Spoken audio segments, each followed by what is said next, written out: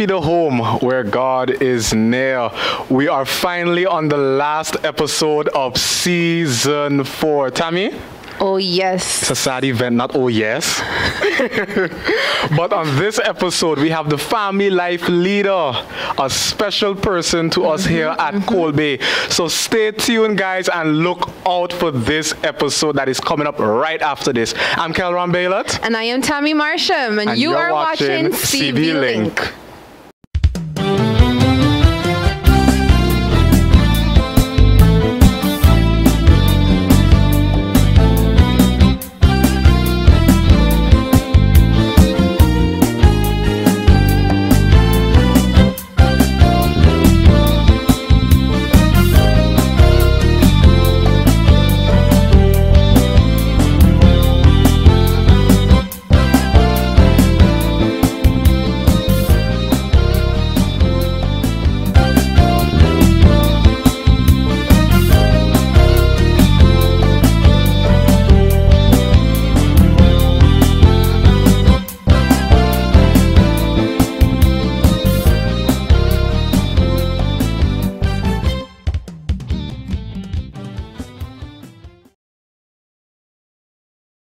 As mentioned, we have a very special guest here with us, and it is none other than our very own pastor of District 2, comprising of Colby and St. Peter's Seventh-day Adventist Church here on the island of St. Martin, our very own Pastor Virgil Sams. Pastor, how are you?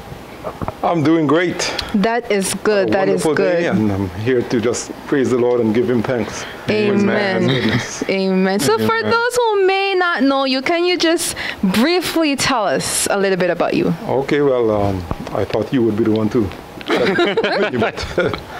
Well, first of all, as you mentioned, that I'm the pastor of the District 2, St. Martin, which comprises of St. Peter's and the Colby SDA congregation.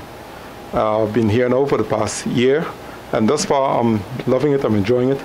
I'm married to Violet Robin, and the Lord has blessed us with a union of two wonderful kids, Bernette and Vaughn. Bernette is presently in Montreal. She just graduated with her degree in dentistry, and my son Vaughn, he's in Statia, carrying out his business. He was also a graduate of Caribbean University of the Southern Caribbean in Trinidad. That is awesome. That is awesome. You have a very beautiful family, Pastor. Thank you. And we will be dealing with the topic family matters. So it's very nice that Pastor told us briefly about his family. So Pastor, we know that the Family Life Ministry is responsible for empowering leaders. They focus on strengthening the relationship within the family. What don't we know about the Family Life Ministry? Well, you mentioned a few, and those are very important aspects of the Family Ministry Department.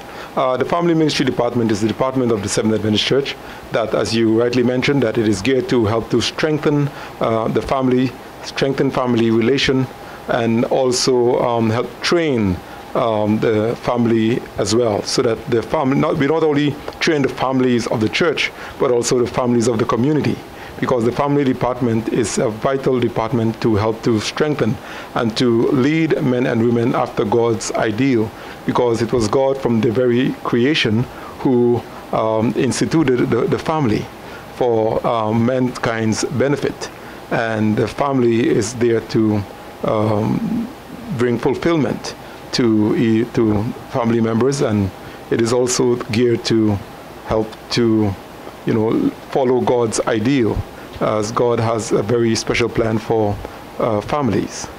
Oh, yes. So Pastor, as a ministry, what are your plans and projections? Okay, very good question.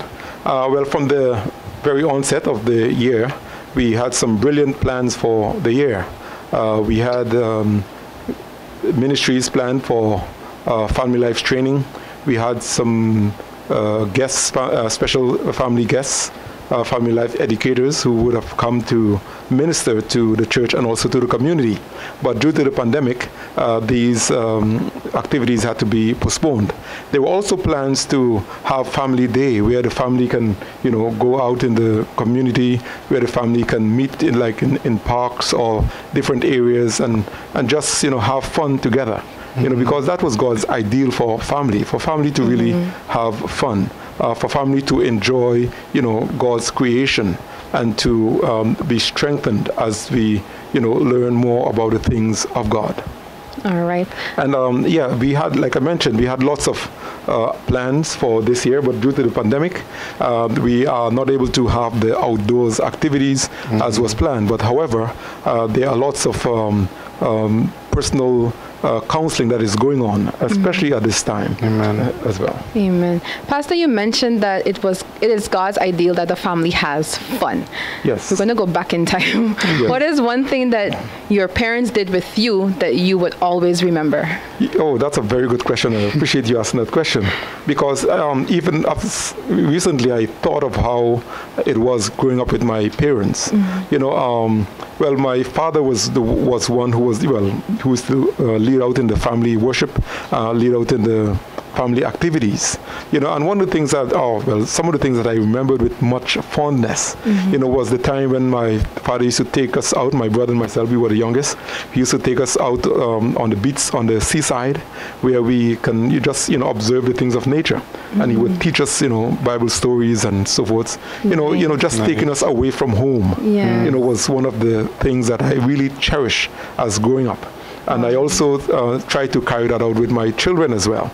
And so even today, they will remember some of the things that I did with them when they were growing up, you know, because the cycle continues. Yeah. And, you know, when parents do have these kind of activities, outdoors activities, which, because, you know, as children, you know, children are very adventurous. You know, they don't like to be confined at home at all times. They love the outdoors. They love adventure. And if parents could really understand this, you know, and understand the language of children, you know, they will be really create a haven of fun for their children, so that when they are grown, they will never forget some of the fun times that they had with their parents when they were growing up. And so I cherish these moments, and whenever I remember these things with fondness, how my parents used to, you know, take us out, you know, on the outdoors and have, you know, worship. Take us out to fishing as well. Oh, yeah, we used to do fishing as well. You know, it was just fun. Nice. I recall for my family, it was baking. Okay. My mom would bake coconut tarts. Oh, okay. And so I really did enjoy that time. It was just time with my mother. Kelran, what about you? I love the times when I used to go with my grandmother. Everyone comes together, and your cousins, your uncles, your aunties, and we all confined in that house. It was really, those are the times I really enjoyed. Nice. Oh, yeah. That's nice. So, Pastor, we know that the family undergo quite a few changes. What are a few challenges, that the family undergo? We know that probably a new birth or a death can be a few challenges that the family may have. Can you kindly expand? Yeah, I guess you're referring to due to COVID-19. There has been lots of changes within the family structure as well. We also have discovered that as a result of the COVID-19, that lots of folks have lost their jobs. You know, lots of folks have to stay at home and operate from their computer, have virtual, you know, meetings and virtual activities. And, you know, what I've also discovered and seen and also read, you know, that there are lots of families that are having lots of challenges as a result, because you see, it has changed the norm of things, you know, and we don't know how long we will continue with this new normal. You know, we hope that it will end sometime soon. But however, it has created a lot of challenges for families, you know, especially for, you know, husband and wife, you know, whereas the husband was accustomed of going out to work and, you know, coming in at a certain time and so forth.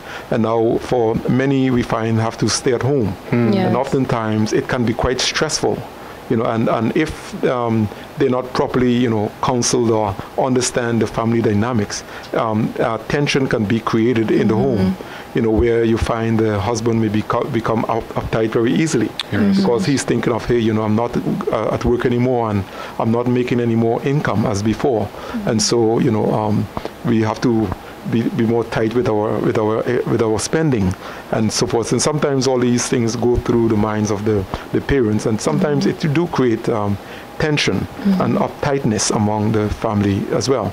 And I personally had to have dealt with a few of these areas where I had to counsel, families that are facing quite a number of challenges throughout this pandemic. And thank God that we have a strong church, and the family generally is still together. But at times there are some tension. At times there are some challenges that requires counseling, and so I do have lots of personal counseling with families, husband and wives, sometimes with individuals, with even children. And parents would call me and ask me to speak to their son or speak to their daughter. Because of their behavior at home and the tension and the stress that it is creating on parents. And, this pandemic has really posed a lot of challenge for many as well. And so it calls for, extra attention to families, to families as well. Oh, yes. I would think that the pandemic would also be used in a positive way as well to kind of bring families together. Yes, I do believe that in every situation, nothing should really, break the family. Nothing should really, set the family apart. But we're living in a sinful world, and we have this we have this tendency towards sin, and so. We find that at times the family, you have lots of tension indeed. And you're right. I do believe that this pandemic should help to strengthen family relations, because, the family is now more together than before. And that should really create more family unity, family togetherness. And of course, it has done that with many families. But on the other hand, the downside of it has done, some... Yes, unfortunately. Yes, you know what I mean. Some families have experienced much tension throughout this pandemic period. So transitions may also pose a challenge for families. What is one method that can be used to help family traditions? What is one method that can be used to help family traditions? Well, one of the ways in which can be done is that, throughout this pandemic period, because we cannot have like, family, meetings, so to speak. It calls for, sometimes one-on-one. It calls for meeting with the family, because every family, do experience various challenges. But, and again, every family has to be taken by its merit. Not all family go through the same challenge. And so meeting families on an individual level, it is very much more helpful than having a series of meetings with lots of families or with a group, so to speak. Whereas because when you're meeting with one family, you're hitting the right target. You're not like, firing blank shots. You're there to listen to them. You're there to talk with them and hear their challenge, hear their problems, so that you can effectively minister to them accordingly. Yes. And we know that one transition is online learning now. And I know that posed to be quite a challenge to some families. Well, is there anything that you can say that would encourage these families? Okay. Well, first of all, it is outside of the norm, where you don't have the class setting as before. Now our children, they are now at home, and they are having virtual services. Now, one of the virtual schools. Now, one of the challenges is that sometimes they are left at home alone, because the parents have to work, whereas when they're at school, they are being monitored by the teachers and so forth. But being at home, that can be a challenge, especially if they are home alone or don't have anyone to monitor them. Because children, as we all know, children are quite adventurous, and that, yes, is indeed a challenge. Unless children are not well disciplined to really be, focused on their studies, it can pose a challenge for them. Yes. Indeed. A great challenge. And yeah.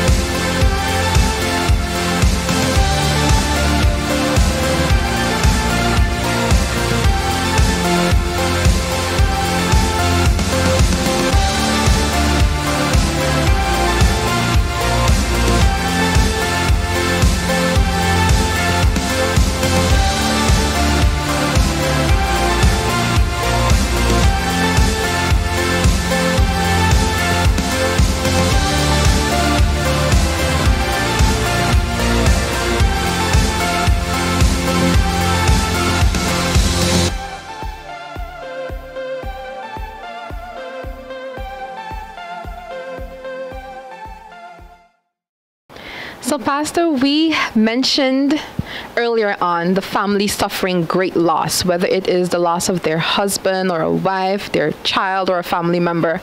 How can the family progress during this crisis, or how can they progress after such a loss? Yes, as you just asked the question, how can the family progress, especially having to experience losses during this pandemic? And I have seen quite a number of families who have lost loved ones during this pandemic. I've seen those who have lost husbands, those who have lost children, who have lost parents, and it appears like as though that the pain is even harder, because we are in a pandemic period, and you will discover that during this time, we are into a new norm where we cannot socialize as we would like to, because at a time of loss, family need someone or need folks who are there for them, who can embrace them, who can show them love and sympathy and empathize with them.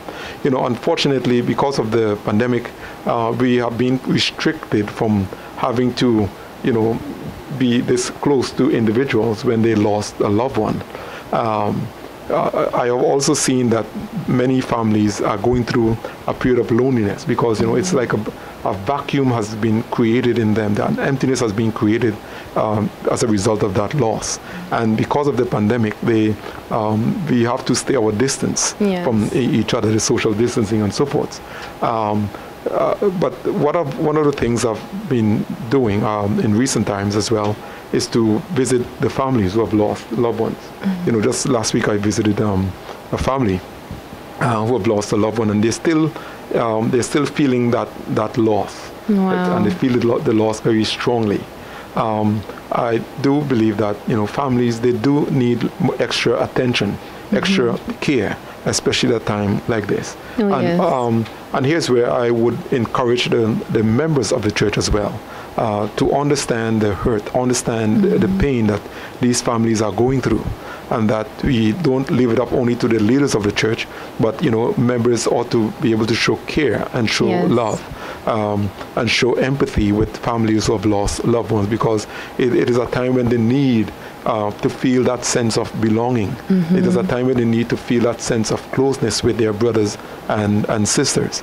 And so a good way for them to help them to progress is when we as a body can show more care, more love towards these individuals more than ever before. Because this pandemic has really created a greater emptiness because even for those who may not have lost loved ones, many are also experiencing a sense of emptiness, because that closeness and that fellowship is no longer being experienced as we once had. Pastor, how important is it for parents to nurture and train their children? It is essentially important that parents nurture their children in the fear and admonition of the Lord. That is one of the solemn responsibility that rests upon parents, that they spend quality time in training their children. As a matter of fact, they ought to start training their children from before birth. The way the mother go about treating herself in terms of her attitude, in terms of how she is treated, and that is why those around her also ought to show love and affection, so that will filter through the life of the child as well. Now, it is also important that parents set good examples for children to follow. Oftentimes we leave it only up to, as a church, we leave it only up to the parents, and of course the parents have their role in helping to train the children, but you have also the church that also is also an entity that helps to train and nurture the children as well, and of course you have the school as well that helps the children. And that is why I always encourage parents, and as our family life we work very close with the education department as well, where we encourage parents to give their children Christian education. Yes, we know that, after they would have finished with the primary, oftentimes they go to different institutions. But I also like to encourage parents that they invest in sending their children to a Christian school where they can get a good Christian education. This helps to encourage, it helps to strengthen the faith and the belief, and it helps to give children a firm foundation as well in the Lord. Because, we have to bear in mind that, the enemies out there is always trying to get at children and young people. And we know that, well, maybe I'm going too far enough in answering the question, but young people are very gifted, and the devil studies young people and knows their giftedness and is always targeting them, and is always out to snatch them. And that is why it is so vitally important that parents, do everything possible to nurture their children, nurture them at home, have them go to church, and also invest in giving them a good Christian education. And when children receive these, they would indeed have a very strong foundation, and it is less likely that they would leave the church. Oh, yes. And they grow up to be respectable young men and women. Yes. Now, we have touched on family in terms of loss. We've touched on the family in terms of... Come on, Kelleron, help me here. Education.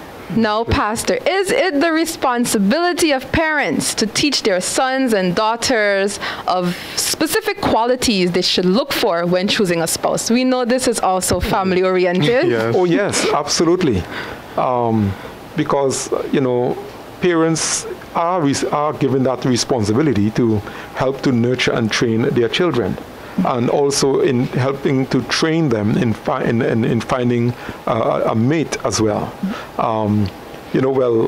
Sometimes parents leave it up to the counselor, or leave it up to the church, or leave it up to a specialized person or specialized trainings to train their children and to help them find a good life partner. But I do believe that the training ought to begin first with the parents in helping their children find a good Christian partner. And also, parents should be able to sit down and talk with to their children and be open with them. And parents shouldn't be ashamed to tell their children some of the mistakes they have made as well. Parents should be very, transparent to their children. I agree. Because, by so doing it helps to develop that trust in the children to the parents as well. When parents can be open with them and, talk, about sex with their children as well. And this is another area that I find many parents seem to be ashamed to talk about sex to their children. But if it is not being taught by their parents, then they are learning it elsewhere. And oftentimes they learn the perverted way, the perverted type of sex. And so I do believe that it ought to start from home in training the children, and so that they could be well-rounded in their growth and in their development, and in also helping to find a good life partner. Because parents, they do have that responsibility in helping to nurture their children and helping them to find a good life partner. Yes. Sure. And of course for their happiness and fulfillment as well. Oh yes, I believe so too, wholeheartedly. Pastor, I know you're a counselor, a family counselor, right? Well, yes, I did a course in family education, yes. So what advice would you give to a family that is contemplating divorce? Well, first of all, divorce should not be an option in marriage.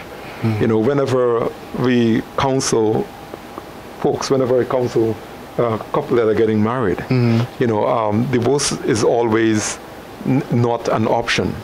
And even when we are counseling, I don't allow them to set a date on the, because oftentimes they would come and say, well, we like to get married on this date. Okay. But at the same time, there is no guarantee that the counselor would really feel that the date that is set is the appropriate date, because at times there could be need for more counseling. I had many experiences of that kind as well, so I know what I'm talking about. Well, just a classic example, I was counseling a couple, and based on the nature of the counseling, I perceived that the gentleman was not quite ready for marriage. And so I had to, postpone the marriage. I mean, the marriage, because of there are some areas that the gentleman was weak in, and I felt that he needs more encouragement in that area. And so the wedding was postponed just to counsel with them and as such. And so it is always the counselor with the couple that should really set that date for marriage. Now, Pastor, I have one question, one quick question. I wanted to say something too. That is very interesting. What if you tell the couple that the wedding must be postponed? Should they really listen to you? Or do they have to listen to you, or can they proceed? Well, it is not, well, that's a very interesting question you asked there. Nothing is really forced upon the couple, but it is a recommendation, based on the perception of the counselor, based on the nature of the counseling, and based on the perception of the individuals, or an individual within the couple who is not ready for marriage. Now, if for perchance when they are told, well, you are not ready yet, let us wait until a later date of such, and oftentimes they would be patient and wait, and they would cooperate. But if perchance, it never really happened where they would decide, well, hey, we cannot wait, and we will go elsewhere to get married. Well, there was an instance where a couple was to be married, and because of their age, I felt that this marriage may not work out. And so I had to postpone the marriage, until a later date, because I was still grappling with the fact that that this young lady, she was much older than him, and during the counseling, it was perceived as though, well, she was more like the one mothering him, so to speak. And so I had to ask for the marriage to be postponed. And of course, they became impatient and could not wait, and so they went elsewhere to be married. And unfortunately, that marriage did not last. And that's what I wanted to say. I believe if the couple would just take heed to the advice given by the counselor, it would save them a great deal in their marriage. Yes. But when you're in love, Tammy, you want to rush and get married. Well, you see, as in Spanish, it's say novio, love is blind. I mean, you cannot see. Novio, you cannot see. It's true. Lots of couples, because of the excitement of their relationship, oftentimes they become blind and not being able to understand the dynamics of what it takes to be prepared for a marriage. That is true. All they can see is the present, all they can see is the now, and not looking at years ahead. And oftentimes the reality is being overlooked. And oftentimes when they are not properly counseled, then that marriage can become chaotic. That's true. So, Kelron? It's unfortunate. we do not have college or universities where one is being trained to be a husband or trained to be a wife. Of course, we have lots of books that are written on family life and so forth. But yet, with all the numerous books that we have, it can still be argued that there are lots of trouble in marriages. There are lots of divorces that are taking place. And coming back to the question that you asked, truly indeed, divorce should not be an option in marriage, because God's ideal for marriage is that they should last until death do them part. Yes. And we are told in Malachi, God said specifically that He hates the putting away. He does not like that, because it is meant to last, and that is why the vows ought to be taken very serious. When couple are getting married, we say, well, for better or for worse. And not for better or for better, but for better or for worse. So in spite of and I always believe that in spite of the challenge that couples may face in marriage, that there are always ways in which they can mend things together. Unfortunately, oftentimes they may sometimes go to the wrong, counselor or the wrong person who may not give the best of advice to help to strengthen and to foster the family relationship. Mm-hmm. Yeah. I have a question. What does counseling for marriage looks like? Yes. Yeah. You mean after the couple is married? No, before. In preparation. In preparation. Mm-hmm. Well, what does it look like? What does it look like? Well, when individuals, even as a pastor sometimes, I observe the congregation, and at times, I would see, couples that seem to be in love. Sometimes, I do not wait for them to approach me. Sometimes I would go and say, well, I notice you all are together for quite some time. Are you all getting counseling? I would just encourage counseling, because I do believe that all, couples that are preparing for marriage, the counseling is very important. Counsel is very vital for the growth and for the strengthening of the family. And so oftentimes when they would accept the counseling, and there's lots of excitement among couples, when they are really in love, you can see, and I ask some questions to them, and I would ask them some questions, why do you, and one of the first questions I would ask the gentleman, who would say, well, out of all the women in the world, why this one? Why have you chosen her? And it's always interesting to see how they would respond. And I would also observe the young lady, how she would observe and listen with keen attention to the answer, what he would give. And I would ask and turn around and ask the lady as well, out of all the men in the world, why have you chosen this one? What is it? And I was listening to the question, and sometimes they would give answers like he's they would answer more like from the earthly standpoint. And sometimes the spiritual aspect is missing. Well, of course, there are those who would mention the spiritual aspect as well. And that is very vital, because I do believe that when couples are looking at each other, they should not just look at the physical aspect. Yes. But they should look at the spiritual aspect, because you see, when you look at the physical aspect, that is just temporal. Because a lady may have a nice, Coca-Cola, and that is all the man would look at. Yes. He will focus on. But it's true. Not realizing that as time passes by, those, curves will turn to wrinkles. And when they get older, and the question is, are you still going to love them? Yes. Still, in spite of it all. Yes, the young man, he may be muscular, he may be strong, looking strong, and that's all the young lady will look at. She would see and be attracted to him for that. But when he gets older, those muscles, those triceps and those biceps, they will just become flabby. And you still, well, as a wife, as a husband, you still have to remain with each other. Yes. So in other words, you should not look from the physical standpoint only, but also the spiritual aspect in a person. And when you focus more on the spiritual aspect, that, yes, you can expect a marriage to last longer.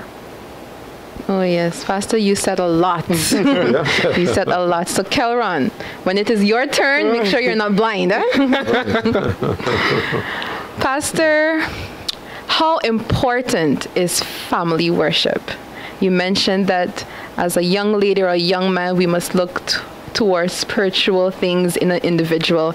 And I know that family worship would just seal the deal. But so how important is it?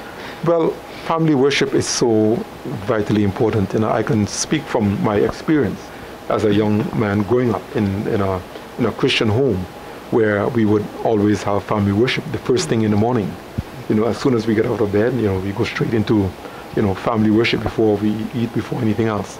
And that was a common practice growing up, to the extent it just remained with me, so that even if I'm home alone, because when my wife has to travel and go out elsewhere, I have my own family worship, because it is something that has been engraved in me. And, family worship sets a strong foundation for the children, when they can have this family worship on a daily basis. And it is the parents' responsibility also to see to it that children meet together as a family and have family worship where we can learn the things of God. Where we can, and by so doing, we become more in love with God as a result of the family worship. And when I was growing up, family worship was like, my dad, he would be reading the morning watch or the lesson study, the primary lesson or the junior lesson, and with us, But nowadays, because of we're now in modernity, we back then, we didn't had cell phones, smartphones, we didn't have computer, we didn't have the technology as we have today, and so you find that just sitting and listening, was a joy. There was nothing else to really distract as such. Today we have so many entities that distracts from the original, sitting with family, because there are so many technology, smartphones, computer that really can take away the attention from young people if they're just sitting in an ideal setting with their parents, without really sometimes having something on the screen to show as such. Because also young people has become very visual as well, and so just listening to a lecture, listening to a reading, it is not that interesting. So I do believe that parents should make family worship intensely interesting for their children, so that they can keep the children's attention. As I said, it is not like how it used to be back then when I was growing up. Yes. Because sometimes even growing up in our family, my son, he always tried to remind me that, hey, that Daddy, you from the old school. I try to do some things, that I recall, and oftentimes I would recall when I was growing up what we used to do. But that's something, and sometimes that could be a chore for them as well, because they feel that you're going back there again. Yes. And they have to constantly remind me that this is modern time. So and it's also good for parents to listen to their children as well. Yeah.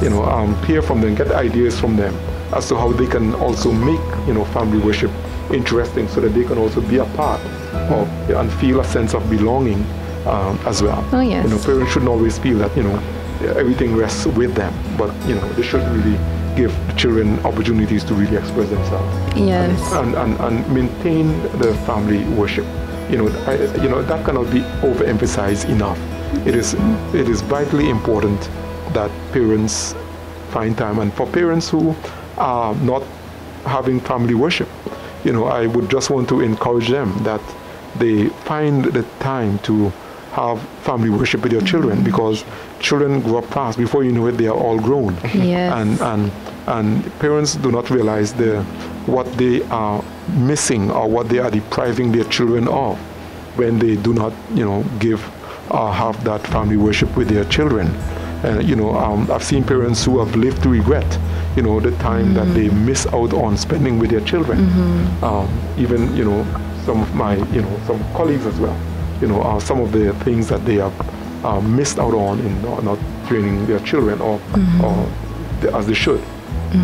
So it's very important that parents do find quality time to have family worship with their children. Yes, I totally agree with you on the point that you made with parents allowing their children to express themselves in family worship.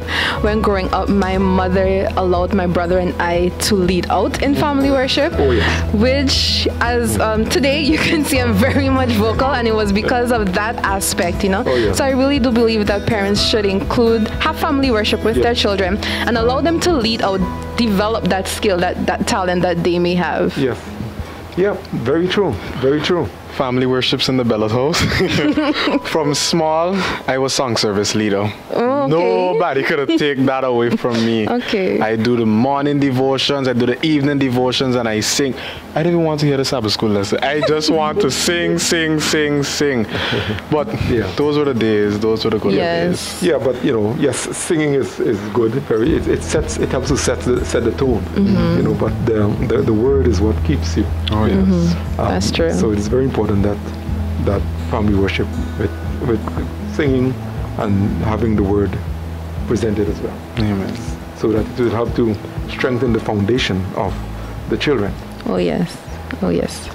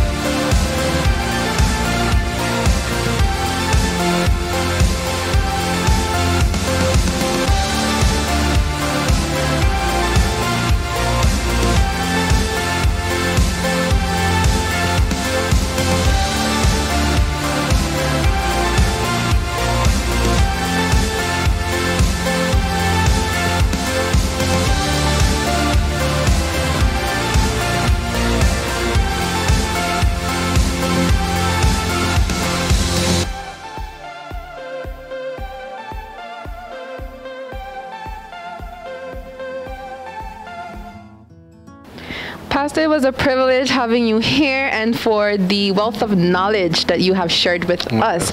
Do you have any last words? Oh yes, well, of course, as pastor is not always the norm for the pastor to lead out in a department, but it's something that I'm very passionate about, the family life. And I want to also say thanks to the family team that we have. We have Sister Vilma, we have Sister Landley, and others who are also part of the family life team. And they started out from last year, where they were visiting homes on Friday night, having worship. Wow. And I found that was so so pleasant, to visit, especially the senior folks they were visiting, and the disabled, those who are not able to come out to church and so forth. They were very instrumental in that area.